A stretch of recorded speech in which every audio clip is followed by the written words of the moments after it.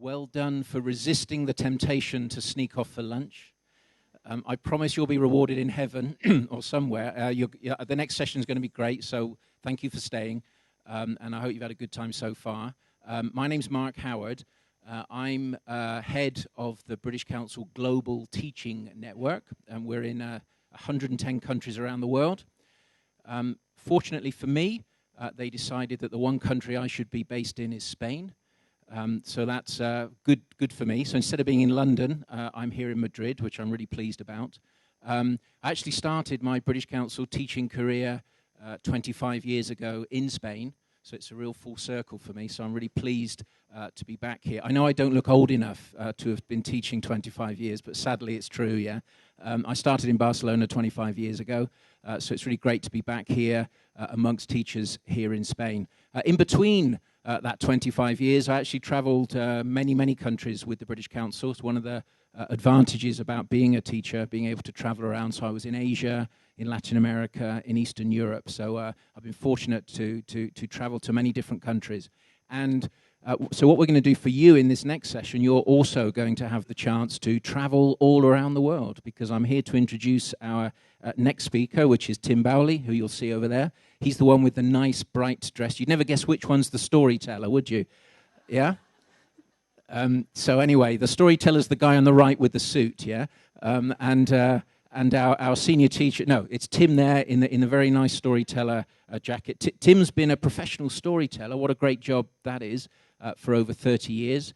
And he's done his storytelling in various countries all around the world. Again, he's another lucky man. He lives in Coruña, which is a great place now. He's based here in Spain. And he's been doing a lot of his sessions here with schools, with high schools, with libraries, with theatres all over Spain. Very often individually and bilingually with his partner, Charo Peter. And in fact, we'd like to thank Tim and Charo did a great job for us on Thursday. It was the European Day of Languages, and Tim did a great session there, so thank you very much for that. With the teachers, with the Institute Cervantes, who were really pleased with the session that we did there.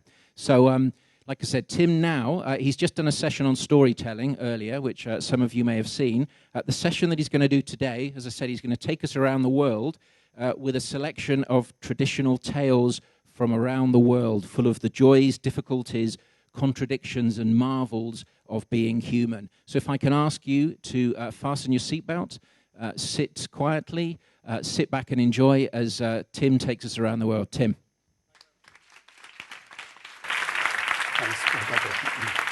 Thank you.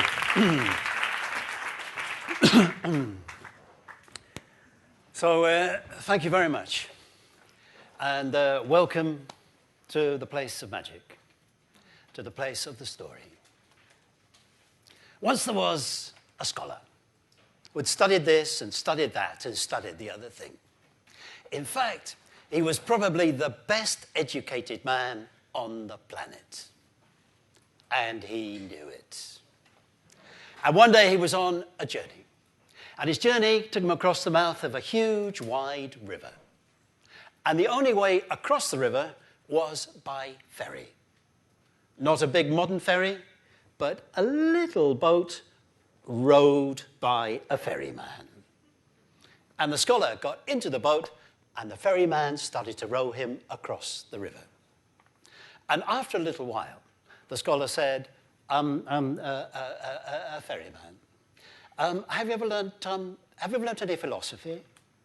No, ferryman, any philosophy. In that case, said the scholar, you have wasted half of your life. Oh dear. The ferryman rowed on. A little later, the scholar said, ferryman, have you ever learnt any higher mathematics?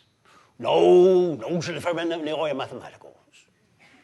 In that case, said the scholar, you have wasted half of your life. Oh dear. The ferryman rowed on. A little later, the scholar said, ferryman, have you ever learnt any foreign languages? No, said the ferryman, any foreign languages. In that case, said the scholar, you have wasted half of your life. Oh, conyo. But at that moment, a storm broke. The wind started to blow, the waves rose higher and higher, and the boat started to sink. "Scholar," said the ferryman, "have you ever learned how to swim?" No, said the scholar, "no, I've never learned how to swim." "In that case," said the ferryman, "you have wasted all of your life."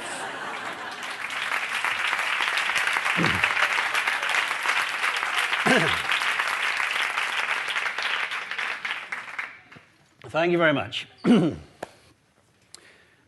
Once there was a man who had no luck. Everything he did went wrong. And eventually he decided to go and find God to ask him why he had no luck. And so the man set out on his journey looking for God. And on his journey he came to a river. And beside the river there sat a wolf. But the wolf was painfully thin and weak. And as the man passed, the wolf said, Man, where are you going?" "Well," said the man, "I'm going to go and find God and ask him why I've got no luck." "Oh, man, said the wolf, "if you find God, can you ask him why I'm so thin and weak and what I can do about it?" Yes, said the man, "if I find him, I'll ask him." And the man went on his journey. And he came to a huge old tree. But it was clear that the tree was sick. It had no leaves. And as the man walked under the tree said, Man, where are you going?" "Well," said the man, "I'm going to go and find God and ask him why I've got no luck." "Oh, man, if you find God, can you ask him why I'm so sick?" Yes, said the man, "if I find him, I'll ask him." And the man went on his journey. And he came to a beautiful house, set in a beautiful garden. And out of the beautiful house came a beautiful woman. Man, where are you going?" "Well," said the man, "I'm going to go and find God and ask him why I've got no luck." "Oh, man, if you find God, can you ask him why I'm so sad and lonely and what I can do about it?" Yes, said the man, "if I find him, I'll ask him." And the man went on his journey. And eventually he came around a corner, and there sat God, knitting. And the man said, "Oh, thank God I found you." He said, "Look, God, I've come to find you because I want to know why I've got no luck." And God said, "Oh, I can assure you, you've got plenty of luck. It's out there in the world waiting for you. You've just got to look for it and find it." And the man said, "Is that true? Is that true?" And God said, "On my word, it's true." And the man was so excited, he turned, and he was about to run back into the world to look for his luck when he remembered the questions of the wolf, the tree, and the woman. And he asked God the 3 questions. And God gave him an answer for each of them. Then he grabbed God by the hand. He said, "Oh, thank you, God, thank you. And he turned and he ran back into the world to look for his luck. And as he was going along, he was looking up, down, here, there, everywhere, looking for his luck. Where could it be? And he came to the beautiful house. And out of the beautiful house came the beautiful woman in a beautiful, low-cut dress. Man, did you find God? Oh, yes, I found God. And guess what? My luck is out here. I've just got to look for it and find it. Oh, man, did you ask God why I'm so sad and lonely and what I can do about it? Oh, yes, said the man. Now then, God said that you are sad and lonely because you're on your own. And if you take a lover, then you won't be sad and lonely anymore. Well, the woman slipped the strap off her dress.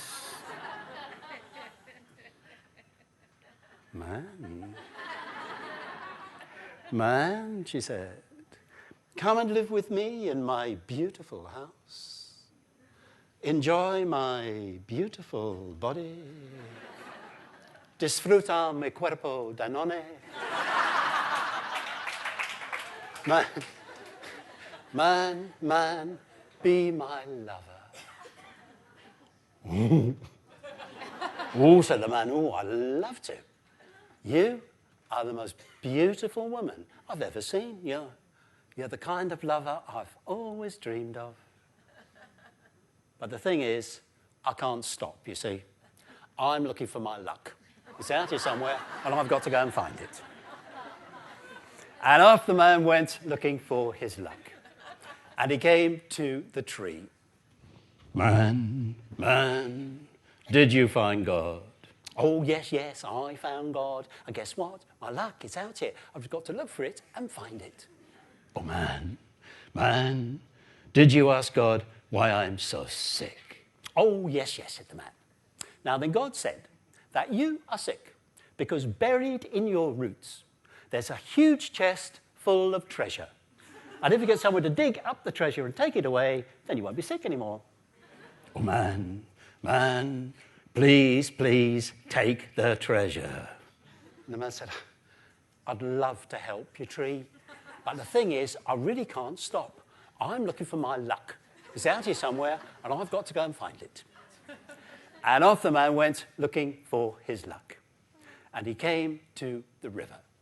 And there sat the wolf. Man, did you find God? Yes, I found God. And guess what? My luck, it's out here. I've just got to look for it and find it. Oh, man, did you ask God why I'm so thin and weak and what I can do about it?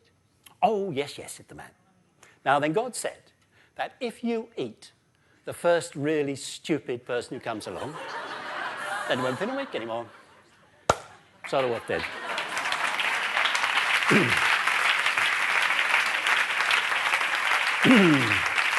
Thank you very much.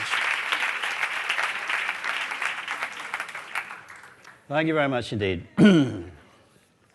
Anybody here recognize themselves in the story? Okay.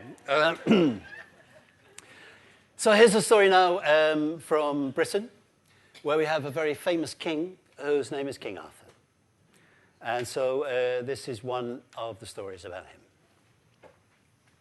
One day, King Arthur and his knights were out hunting.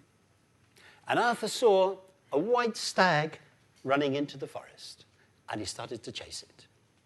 And in the chase, he got separated from all of his other knights. And he chased the stag deeper and deeper and deeper into the forest.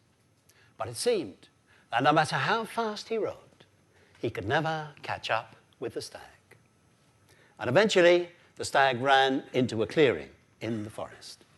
And Arthur chased it into the clearing. But then the stag turned to face him. And as it turned, it changed. It changed from a stag into an enormous, fully armored knight. And this knight knocked Arthur off his horse. And he came and he put his foot on Arthur's chest. He drew his sword and said, Arthur, prepare to die. I am not afraid to die, said Arthur. But you dishonor yourself by striking me in this way. For you are fully armored, and I am only in my hunting clothes. I will fight with you, if that is what you want. But let me return to my castle and get my armor, and then we will have a fair fight. Well, Arthur, said the knight, I will spare you for a while anyway. I will spare you on one condition, and the condition is this, that you promise to return here in a year and a day with the answer to the question, what is it that women desire the most of all? And if you fail to bring me the right answer, I will cut off your head. Agreed? Agreed, said Arthur. And the knight lifted his foot and went off into the forest. And Arthur climbed onto his horse, and he rode back to his castle, where he told of his adventure. and of his intention to spend the next year riding through the kingdom, searching for the answer to the question, what is it that women desire the most of all? And one of his knights, who was called Sir Gawain, stepped forward and said, "My lord, let me ride with you." So Arthur and Gawain set out on their quest. And everywhere they went, they asked the people, what is it that women desire the most of all? Well, some said this, and some said that, and some said something else. And they wrote all the answers they received down on a long list. And when a year was past, they turned and they started to ride back towards the clearing in the forest where Arthur was to meet the knight. But as they were riding along, their hearts were heavy. For deep inside themselves they knew that although they had collected many, many answers to the question, they knew they did not have the right one. And as they were riding through the forest, they came to a little crossroads. And beside the crossroads, there was a pile of black rags. And as they approached, that pile of rags moved. And leering up at them out of the rags was the most hideous old woman that you can possibly imagine. Now, when I say that this old woman was ugly, I don't mean ordinary, everyday sort of ugly. I mean ugly in a way that is only possible in nightmares. Her hair hung about her like greasy grey snakes. Her skin was cold and scaly like a fish. Her eyes were two little red dots sunk deep in her face. Her mouth was like a gash across her face, and out of it stuck not teeth, but yellow tusks. When she spoke, her voice was like fingernails on a blackboard. And she smelled so bad, the horses shied away from her. And she looked up as they approached and said, "Well, my pretty boys, and where are you off to?" And Arthur reined in his horse. He said, "Well, madam, we're on a quest." "Oh, quest, eh?" said the hag. "Well, from what I hear, you haven't been very successful." "What do you mean we haven't been successful?" said Arthur. "We've collected many, many answers to the question." "Oh, I don't care how many answers you've got," she said. "They won't do you much good if you haven't got the right one, will they?" And in spite of himself, Arthur felt his heart beat faster. "Madam," he said, "if you know that, do you then know the answer to the question?" "Oh, yes, I know." "Then, for the love of God," said Arthur, "tell us, and I will reward you with as much gold as you want." "Oh, it's not gold I want," she said. "Well, then say what it is that you do want," said Arthur, "and if I can, I will give it to you." "I will only tell you the answer if one of your knights promises to marry me." "Madam," said Arthur, I don't wish to be rude, but I couldn't possibly ask one of my knights to marry you." "Off you go, then lose your head, see if I care." And Arthur was about to ride on, but Gawain said, "My lord, wait. If this lady will give us the answer to the question, then I myself will marry her." And Arthur turned to him, he said, "For God's sake, Gawain, think what you're saying." "No," said Gawain, "if she will give us the answer, I will marry her." "Woo, good," said the hag. "Oh, well, I like you, Gawain. You're a pretty boy." And then she told them the answer to the question. But they did not write it down on the list, in the hope that the knight would be satisfied with one of the answers that they already had, and therefore that Gawain would not have to marry the hag. And they rode on to the clearing in the forest. and there sat the knight. Well, Arthur, have you brought me my answer? We have brought you many answers, said Arthur. And he gave the knight the list. And the knight started to read through it. But the more he read, the louder he laughed. And when he had read the last answer, he threw the list to one side and said, Arthur, prepare to die. The answer is not here.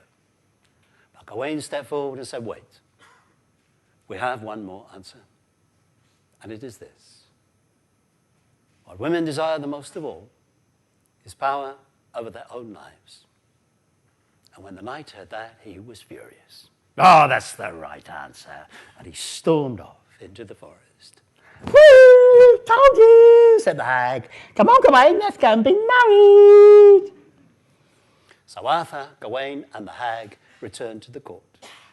And all the people were very happy to see Arthur and Gawain after a year's absence. But they were somewhat surprised at this strange creature they had with them. And when the people learned that Gawain was to marry the hag, a silence fell over the court. And all the people went into mourning for the fate of poor Sir Gawain. But a promise is a promise.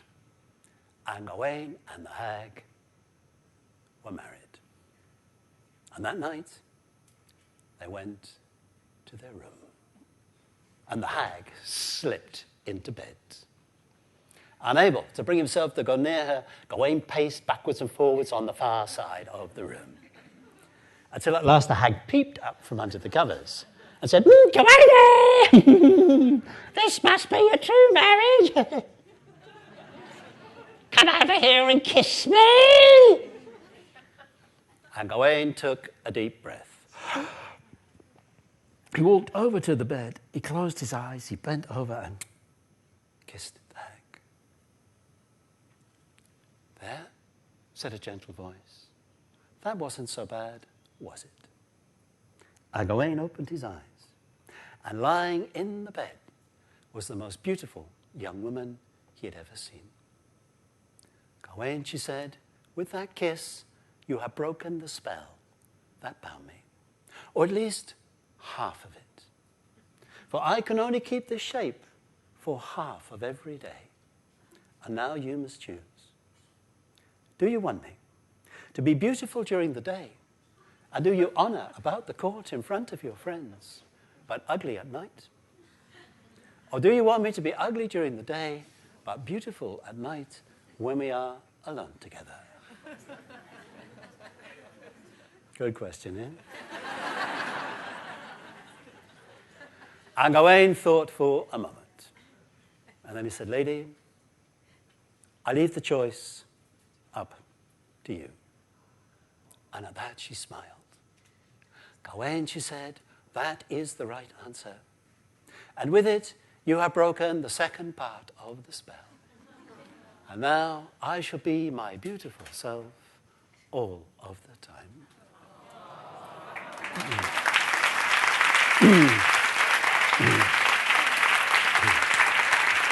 Thank you very much.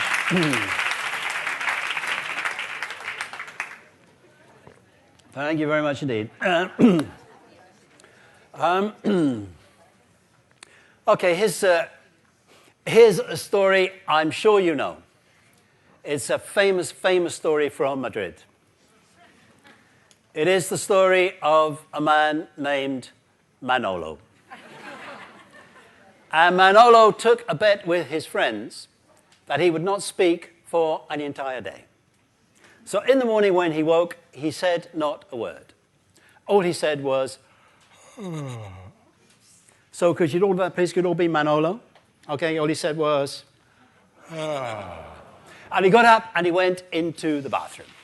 And he showered and he shaved. He squirted himself with this and that. He put on his best clothes. And then he looked at himself in the mirror. And he didn't say, he said, uh-huh. Uh-huh. And he got up and he went for a walk. But as he was walking down the road, he started to feel hungry. And he passed a baker's shop. And in the window there was a chocolate cake. Well, when he saw that chocolate cake, he didn't say, sí, mira, eso se llama participación, ¿vale? Pues, todos.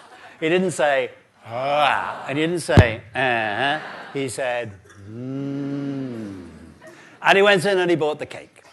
But as he was walking out of the shop, he tripped and fell, and the cake fell into the road. And he didn't say, he didn't say, he didn't say, he said, But as he was on his knees trying to save some of his cake, he saw a pair of red high-heeled shoes. And in that pair of red high-heeled shoes, there was a pair of feet. And on top of that pair of feet, there was a pair of legs that stretched up and up and up and up to the littlest miniskirt you ever did see. Well, he didn't say, he didn't say, he didn't say, he didn't say, he said, ooh. But then he saw beside that pair of red high-heeled shoes a pair of size 56 working boots. And on top of that pair of boots, there was a pair of legs that stretched up and up and up and up. And on top of that pair of legs, there was an enormous body. The woman's boyfriend. Well, he didn't say, he didn't say, he didn't say, he didn't say, he didn't say, ooh. He said, And he jumped up and he started to run down the road with the enormous man after him. And he ran down the road and around the corner, and there was a rubbish bin. And he jumped inside and closed the lid.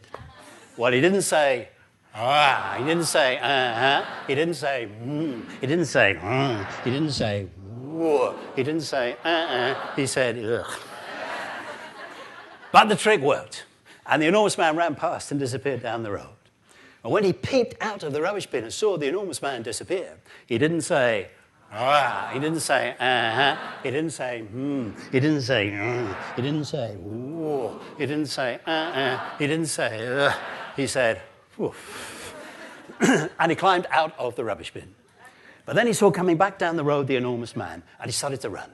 And he ran down the road and around the corner, and he ran straight into the woman in the red high-heeled shoes. And he knocked her to the ground. And he fell on top of her. And she said, oh, you mad, passionate fool. I love how you smell. Hazme el amor aquí mismo. But first, tell me your name. Well, he didn't say, he didn't say, he didn't say, he didn't say, he didn't say, ooh, he didn't say, he didn't say, he didn't say. He said, Manolo, hop. Lost the bet.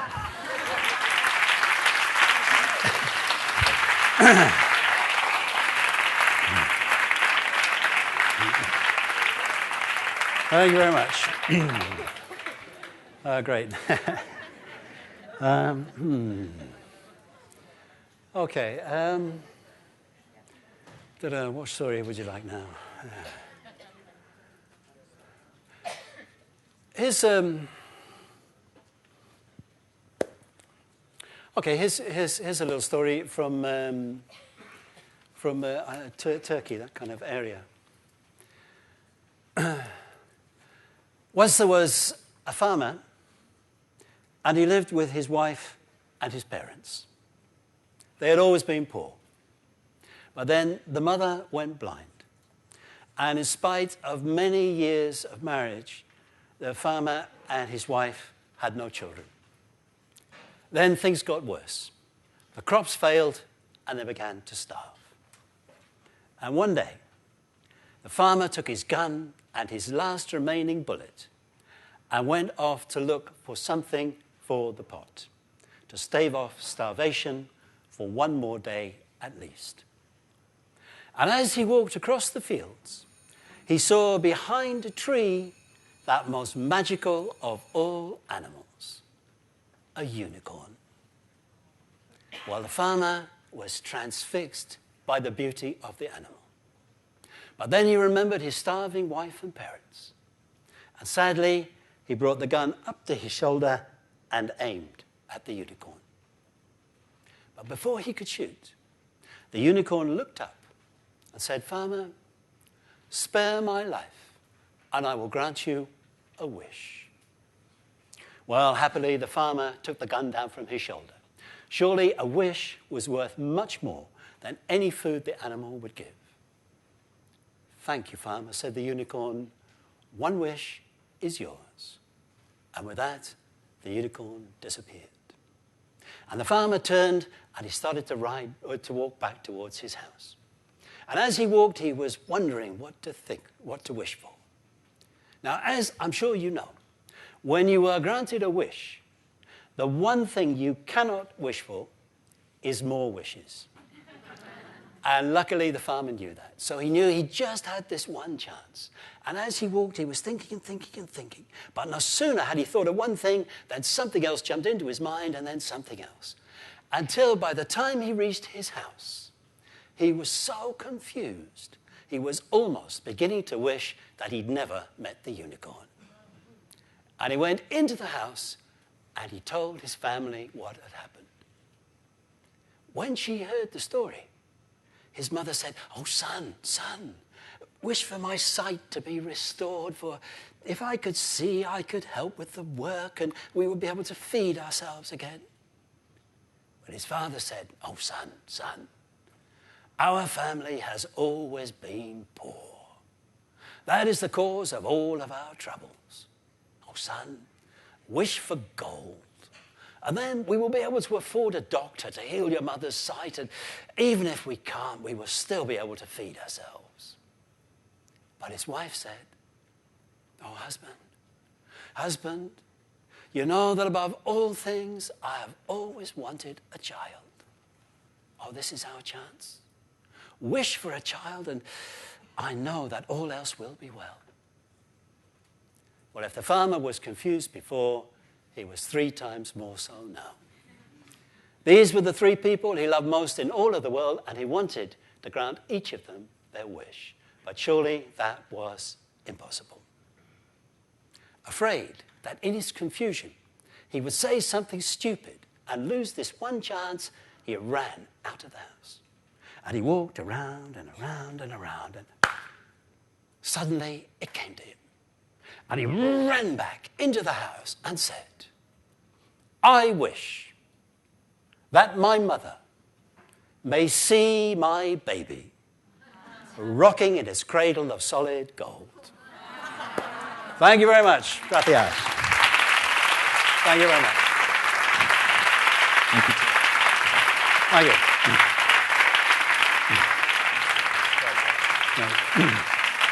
Thank you very much, Tim.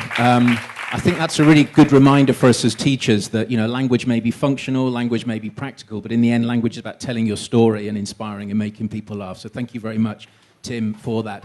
Martin has given me 2 very, very specific tasks. One is to thank people, and the second one is to get off the stage as quickly as possible. Yeah? So I will try and compete both those tasks. Yeah. Firstly, thank you to everybody involved in today. It's a lot of work, as you can imagine, on behalf of the British Council. Thank you for all the speakers. Thank you for the staff. There's a huge amount of work that goes behind this. Many, many thanks to all of you.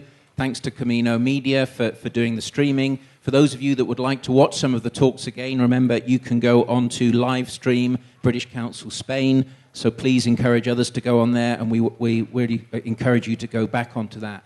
I hope you've had a good time. I think sometimes as a teacher, the great thing about being a teacher is you're in the classroom on your own, you're your own boss.